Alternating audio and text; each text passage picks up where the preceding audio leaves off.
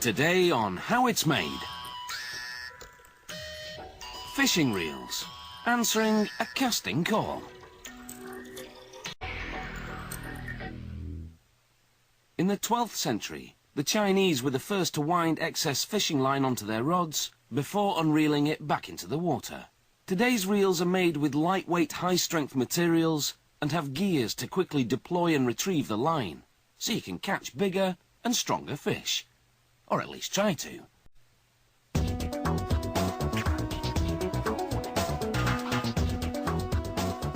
Antique reels are heavy and have just one speed. Modern reels have 2 or more speeds and fewer parts. To make a reel's frame, a computer-guided router cuts 4 openings in a cylinder made of aluminium. They let the angler access the spool inside the frame to undo any knots in the line. Another cutting machine shapes a stainless steel blank into a spindle, the inner part of the reel around which the fishing line winds.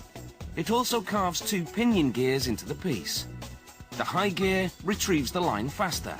The low gear gives more power to fight big fish.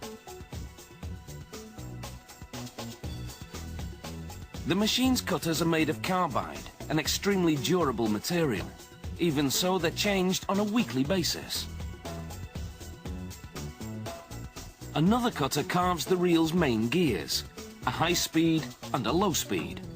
These main gears interact with the pinion gears to make the spool revolve. This lets the angler wind line back onto the reel.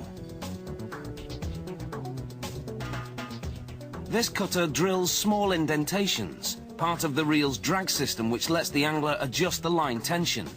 The next cutter engraves the company name onto one of the reel's 2 side plates.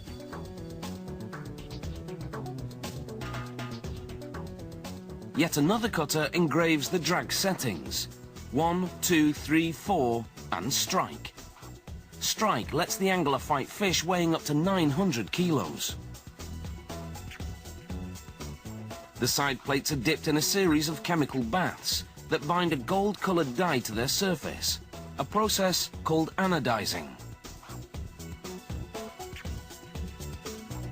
Now, to assemble the fishing reel, waterproof grease and lubricant are applied to 2 safety catches that prevent an angler from using too little or too much line tension.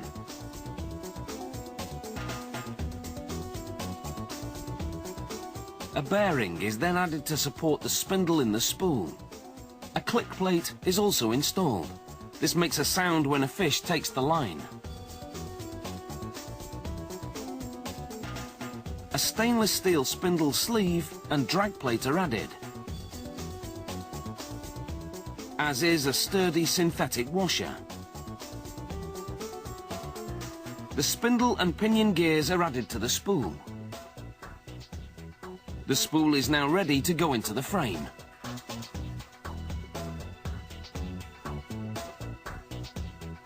A rotating clamp steadies the reel, and a stainless steel fixture that attaches the reel to the rod is installed.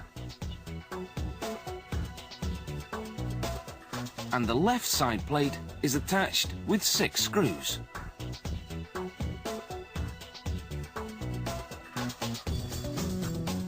This metal spring and plunger enabled the angler to change speeds from high to low with just the push of a button. A metal clip locks the mechanism in place. A little grease is added to the gearing, and the spool is fully assembled. It's inserted into the frame, and a harness lug is added. This lug will be attached to a fighting harness, worn to prevent a fish from yanking the rod out of the angler's hands. Next, the right side plate is mounted in place. A lever and a knob which will adjust the drag settings are added. The knob is turned clockwise for more tension, anti-clockwise for less. Next comes the installation of the stainless steel and plastic knob used to reel the line in. And finally, the button for switching speeds. The drag lever and the gears are checked to see if they engage properly. The reel is tested at high speed to see if the safety catch prevents what's called free spooling. A glitch that could send 900 meters of line flying wildly out of control. And that's a situation that would leave you reeling.